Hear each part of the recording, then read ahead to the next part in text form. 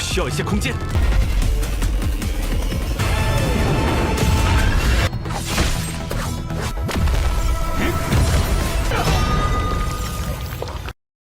达纳杜斯，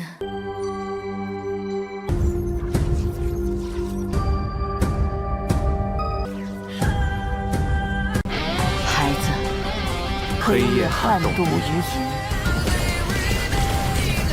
业主审判。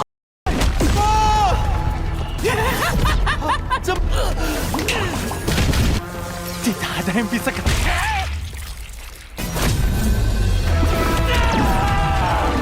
不听话的兵，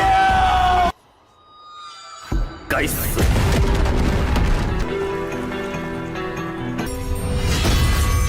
跟我上！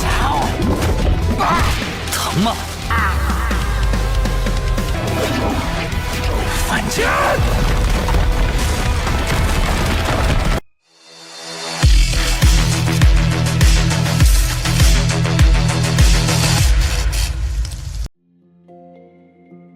Halo semua, selamat datang di Ruang Sinema. Bagaimana kabar kalian semua? Semoga selalu sehat dan baik-baik saja.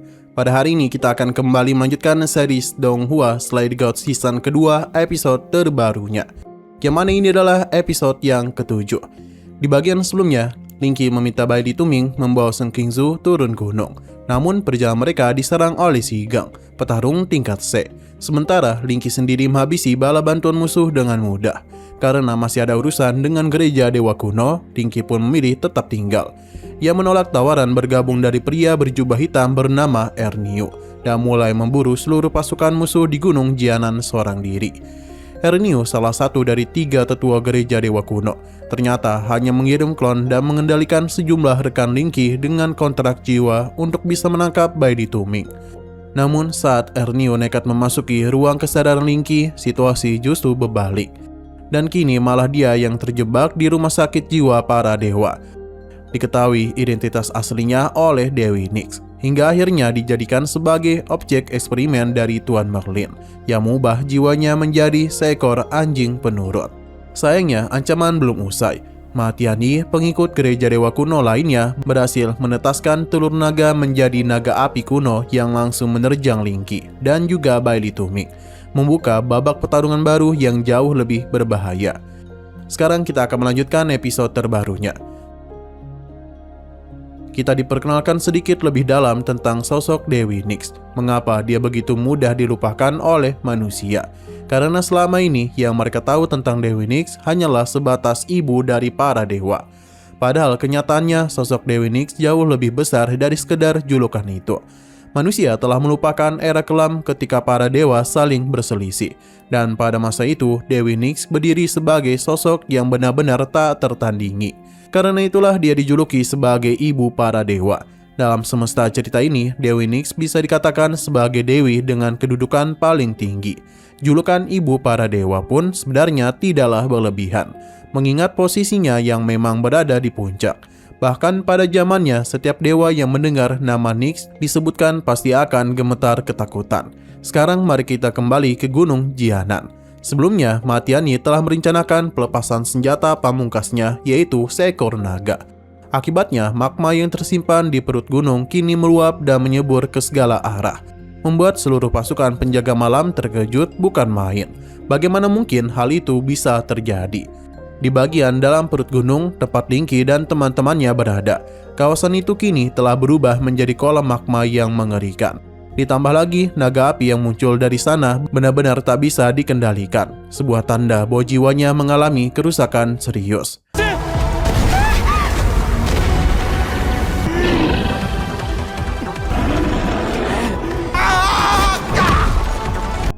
Sementara itu, klon Ernio yang sebelumnya telah dikalahkan diketahui keberadaannya oleh klon lain miliknya. Klon itu terkejut mendapati bahwa rekannya telah hancur. Namun di sisi lain dia justru merasa senang, sebab itu berarti rencananya berjalan sesuai harapan. Dia pun berpesan kepada Yuan Gang untuk berhati-hati, sebab menurutnya baik dia maupun Linky pada akhirnya akan menemui akhir mereka di Gunung Jianan. Di tempat lain, Linky terus dikejar oleh sang naga api. Untungnya dia memiliki kemampuan untuk berkomunikasi dengan hewan, sehingga seekor kekelawar di sekitarnya memberitahu adanya jalan keluar. Lantas Linky pun segera meminta Bailey Tuming untuk bertahan beberapa menit lagi. Sementara mereka terus bermain kucing-kucingan dengan sang naga. Situasi makin rumit ketika tubuh Senjingku yang sedang dibawa oleh Bailey Tuming hampir terlepas dari pegangannya. Perlahan tapi pasti jalan menuju permukaan pun mulai terlihat. Namun Linky tidak berniat membiarkan naga itu keluar dari Gunung Jianan. Karena itu dia minta Bailey Tuming untuk berjalan lebih dahulu. Sementara dirinya akan menuntaskan masalah itu sendirian. Tanpa berbasa-basi lagi, Linky mengaktifkan kekuatan ruang dan waktu, membuat segalanya seketika terhenti. Mumu dan Azu pun ikut digerakkan. Berkat kemampuan tambahan dari Azu, gerakan Linky menjadi jauh lebih cepat daripada sebelumnya. Namun Tuan Merlin mengingatkan bahwa lawan yang dihadapinya kali ini adalah naga purba api. Sosok dengan kemampuan luar biasa dan tubuh yang sangat sulit ditembus. Sarannya lebih baik Linky segera menjauh dari sana. Namun Linky menolak. Dia menegaskan dia tidak akan membiarkan naga itu lolos dari Gunung Jianan. Sebab di bawah sana masih ada banyak warga yang menanti keselamatan. Maka dari itu dia bertekad menggunakan segala cara yang dia punya untuk mengalahkan naga api. Rencana yang disusun oleh Linky pun dimulai. Dia mengambil sebongkah batu berukuran besar, lalu memanfaatkan lorong waktu berkali-kali agar batu itu bisa ditumpuk secara berlapis, membuatnya melaju semakin cepat persis seperti meteor yang menghantam bumi. Ketika kecepatannya dirasa sudah cukup, Linky melepaskan batu tersebut hingga menghantam tubuh sang naga api dengan telak. Setelah pertarungan itu berakhir, ternyata Bailey Tuming masih berada di sana. Dia menegaskan tidak akan pernah meninggalkan temannya sendirian. Untungnya keputusan itu tepat, sebab jika Bailey Tuming benar-benar pergi, Linky mungkin sudah meninggoy, terkubur di dalam kolam magma karena energinya telah terkuras habis. Sementara itu di sisi lain, Yuang Gang berhasil menekan klon Ernio, hingga akhirnya menghabisinya dengan satu tebasan telak. Namun klon itu sendiri tampak begitu puas, sebab tujuannya bertarung dari awal hanyalah untuk mengulur waktu. Dan kini dia merasa waktu yang dibutuhkan telah cukup. Dan begitu tak ada seorang pun yang mampu menghentikan bencana yang telah dirancangnya.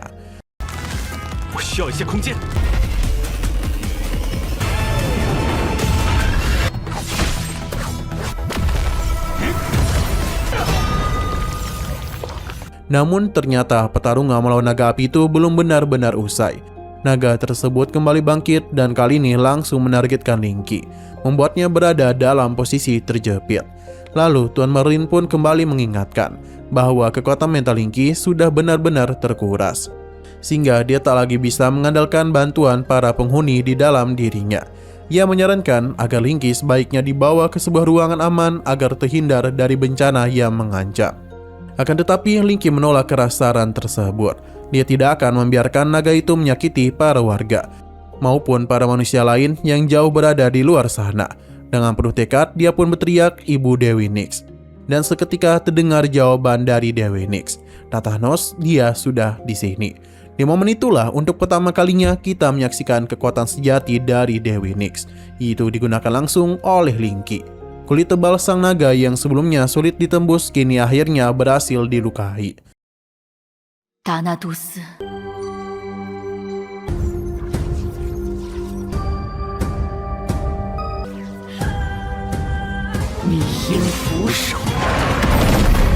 Dewi Nyx bahkan turut memberikan arahan serta wawasan tentang cara menggunakan kemampuannya. Ia menjelaskan bahwa kekuatannya akan mencapai puncak pada malam hari, sesuai julukannya sebagai Dewi Malam. Semakin gelap waktu yang menyelimuti, semakin besar pula kekuatan yang bisa dia keluarkan. Di tengah pertarungan, Linky masih sempat menunjukkan gestur percaya diri, berdiri tepat di atas hidung sang naga. Dia pun melontarkan ucapan, malam mengguncang bentangan tatar ujung, inilah gugurnya 1000 bintang. Seketika ribuan bintang berjatuhan dari langit dan menghantam tubuh sang naga api secara bertubi-tubi. Namun sekali lagi naga itu belum benar-benar tumbang. Melihat hal itu, Linky dan Dewi Nyx bertekad untuk mengakhirinya sampai ke akar-akarnya. 1000 bintang saja ternyata belum cukup untuk melumpuhkannya sepenuhnya. Dewi Nyx kemudian memberi arahan untuk mengaktifkan kemampuan penghakiman penjaga malam. Hasilnya, tubuh sang naga api kembali dihantam oleh serangkaian bintang hingga tak bisa lagi. Hasilnya, tubuh sang naga api kembali dihantam oleh serangkaian bintang hingga tak lagi bisa bergerak sama sekali. Serang pamungkas pun dilepaskan untuk benar-benar mengakhiri pertarungan itu. Sebilah pedang besar melesat cepat dan menusuk tepat ke jantung sang naga, mengakhiri hidupnya untuk selamanya. 孩子，黑夜撼动无垠， 夜主审判。 Setelah berhasil mengalahkan naga api tersebut, Dewi Nix memberitahu Linky bahwa kerajaan para dewa masih terus bertempur di tempat lain. Namun Linky meminta Dewi Nix untuk tidak melanjutkan bantuannya lagi dan menyerahkan sisa pertarungan kepadanya. Alasannya, menggunakan kekuatan semacam itu membuat Dewi Nix harus mengorbankan energi spiritualnya. Dan jika terus digunakan, hal itu akan menghambat proses pemulihan ingatannya. Meski begitu, Dewi Nix tetap bersedia meminjamkan kekuatannya sekali lagi. Linky pun mengangkat tangannya sambil berucap, bukankah dia itu sudah berjanji suatu hari nanti dia akan membersihkan mereka semua para pengikut dari gereja dewa kuno. Hanya dengan satu kepalan tangan, ribuan bintang kembali berjatuhan menghujani seluruh anggota gereja dewa kuno yang tersisa. Alhasil mereka semua tumbang tanpa ada satupun yang bisa selamat. Setelah berhasil menuntaskan semua musuh, Yuanggang akhirnya berhasil keluar dari dunia mimpi buruk yang diciptakan Ernio. Ia begitu terkejut ketika melihat sosok Linky yang tampil dengan kekuatan Dewi Nix. Sementara itu di rumah sakit jiwa para dewa, Tuan Merlin mempertanyakan kepada Dewi Nix mengenai kejadian yang baru saja terjadi. Menurutnya, kini semua orang pasti akan mengetahui bahwa Linky memiliki kemampuan Dewi Nix, dan itu bisa menjadi sumber masalah baginya, terutama karena dia sempat menggunakan kekuatan perasukan. Dewi Nix membalas dengan menyebut bahwa anak itu merujuk kepada Linky memang benar-benar berbakti. Sebab Linky sebenarnya sudah tahu betul bahwa menggunakan kemampuan tersebut atau dirasuki oleh Dewi Nix akan berdampak buruk bagi dirinya sendiri. Salah satunya adalah ingatannya yang akan semakin menurun. Oleh karena itu, selama ini Linky selalu berusaha menahan diri dan enggan menggunakan kekuatan itu. Intinya, dia tidak ingin sesuatu yang buruk terjadi pada Dewi Nix. Tuan Merlin pun membenarkan kekhawatiran tersebut, sebab kemampuan merasuki tubuh manusia memang sangat beresiko. Proses memisahkan jiwa dan meminjamkannya hanya bisa dilakukan dalam jumlah terbatas. Namun karena hal ini sudah terjadi, pada akhirnya akan ada konsekuensi berupa hukuman dari para dewa, yang bahkan bisa berujung pada kehancuran total. Itulah sebabnya Tuan Merlin sebelumnya sempat berkata bahwa peristiwa itu bisa menjadi malapetaka besar bagi Linky sendiri. Namun Dewi Nix membalas bahwa Tuan Merlin salah besar jika menganggap dirinya berbeda dari ibu-ibu lain di dunia itu. Demi Linky, dia bersedia menanggung hukuman dari para dewa. Entah itu 10.000 kali ataupun puluhan ribu kali, dia tetap akan memberikan kekuatannya tanpa ragu. Di bagian akhir ini, sang narator kembali mengingatkan bahwa cinta kasih yang ditunjukkan Dewi Nix tidak jauh berbeda dari kasih sayang setiap ibu di dunia nyata, yang rela melakukan apapun demi melindungi anaknya. Karena itulah sosok Dewi Nix digambarkan sebagai Dewi Pelindung Malam, dengan bintang-bintang yang menyertainya, sebagai simbol dari rasa kasih sayang kepada seluruh anak-anaknya. 世人仰望广袤的星空，一位执掌黑夜的女兽，也正如她的万次。 Setelah berhasil mengalahkan naga api bertingkat ranah laut, Linky ternyata sudah benar-benar kehabisan tenaga, hingga dia pun tak sadarkan diri. Untungnya, sebelum benar-benar terjatuh, Dewi Nix sempat menopang tubuhnya sambil berkata kalau dia itu tidak perlu khawatir. Sebentar lagi akan ada seseorang untuk membawanya pulang. Tak berselang lama, beberapa senior penjaga malam yang dipimpin oleh Hahua berhasil menemukan Linky. Di lokasi yang sama, mereka juga menemukan jasad naga bertingkat roh laut, sehingga meyakini semua kekacauan itu adalah hasil perbuatan Linky. Namun, instruktur Yuanggang tidak menanggapi dugaan tersebut. Ia justru meminta Hahua untuk merahasiakan seluruh kejadian tersebut, sekaligus segera menyelamatkan dua orang yang masih tersisa di bawah tanah, yakni Bali Tuming dan Shen Qiangzu. Di bawah sana, instruktur Hong sudah lebih dahulu berada di lokasi, mempertanyakan apa yang telah terjadi pada sang naga bumi. Bali Tuming hanya menjawab singkat bahwa kejadian itu sebaiknya dirahasiakan saja. Jawaban itu membuat Hong langsung menyimpulkan sendiri bahwa semua itu pasti adalah ulah Lingqi. Ia pun bergegas pergi, hanya berpesan agar Bai Tuming segera naik ke permukaan tanpa memberikan bantuan apapun. Padahal di bawah sana masih ada ancaman lain, yaitu pria berkacamata merah. Bencana dari sana jelas belum benar-benar berakhir. Seng Qingzu akhirnya tersadar dari pingsannya. Pikirannya masih dipenuhi kenangan tentang kematian rekan-rekannya. Namun belum sempat pulih sepenuhnya, mereka tiba-tiba diserang oleh pria berkacamata merah tersebut, yang tidak bukan adalah Ma Tianyi. Dengan dingin dia berkata kalau dia mati, maka mereka semua juga harus mati. Tak ada satupun dari mereka yang bisa lari dari situasi itu. Hingga pecahlah pertarungan yang sangat timpang. Bai Tuming dan Seng Qingzu sudah kehabisan energi. Sedangkan Hong hanyalah penjaga malam biasa tanpa mendali apapun. Lawan mereka sendiri berada di tingkat ranah laut, jarak level kultivasi yang sudah sangat jauh. Alhasil, Hong menjadi korban serangan telak yang membuatnya terluka parah hingga tak sadarkan diri.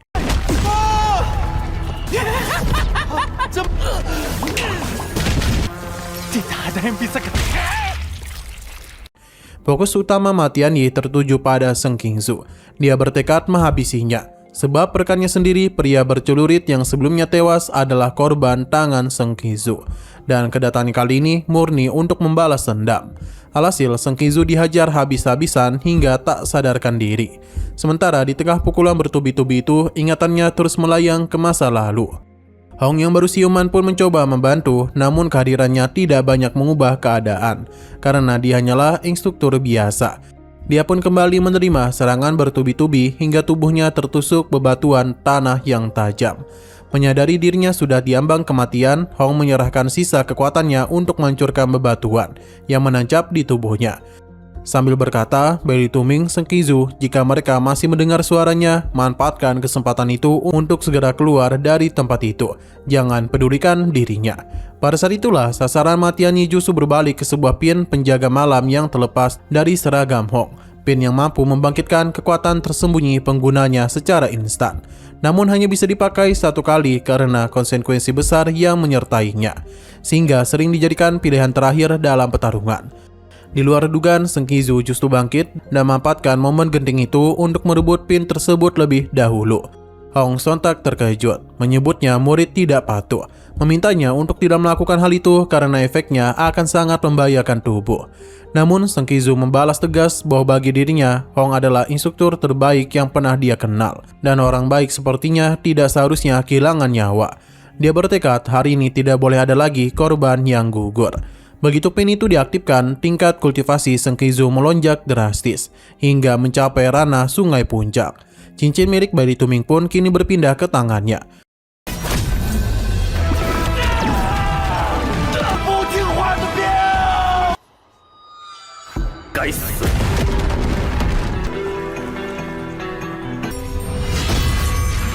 Namun Ma Tianyi tetap meremehkannya. Menurutnya, ranah Sungai Puncak masih jauh dari cukup untuk mengalahkan dirinya.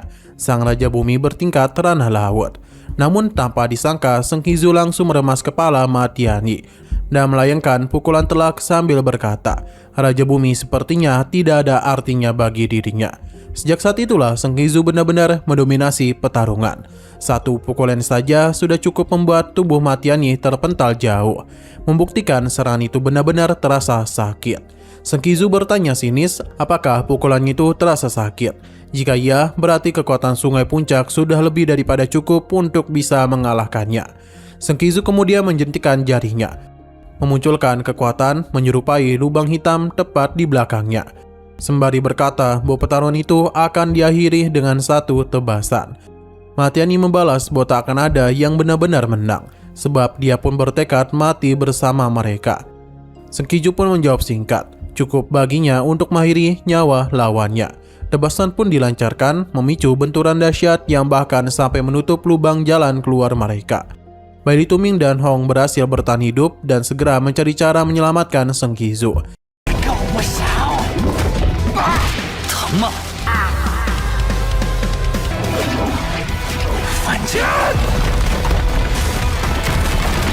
Sementara itu, secara mengejutkan, Ma Tianyi sempat mengucapkan sesuatu dalam bahasa Indonesia. Itu tepat sebelum dia jatuh.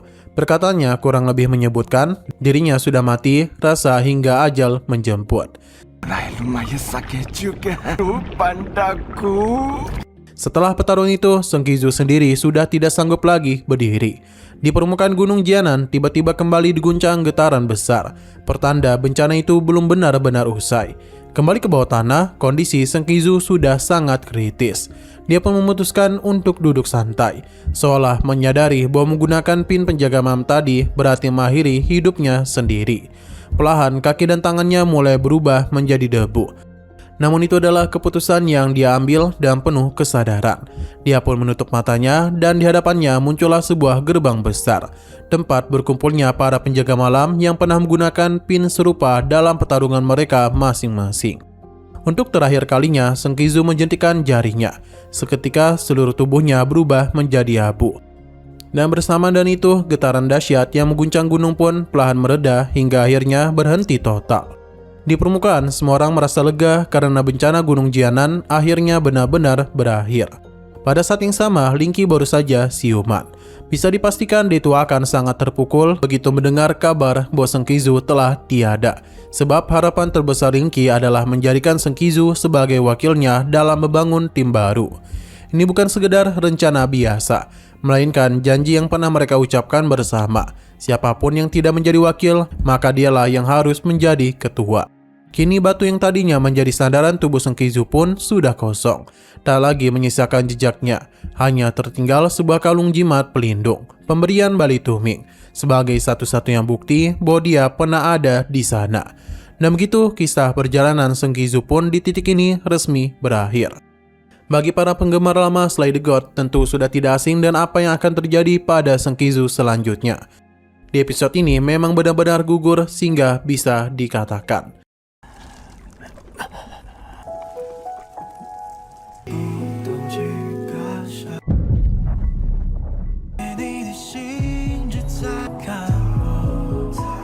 Oke, sekian dulu pada video kali ini. Untuk video selanjutnya akan segera hadir.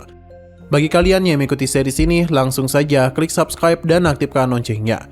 Terima kasih sudah menonton video sampai habis. Jika kalian suka pada video ini, klik like dan share ke teman-teman kalian tentang channel ini. Dan ditunggu aja kelanjutannya. Oke, sampai jumpa di video selanjutnya.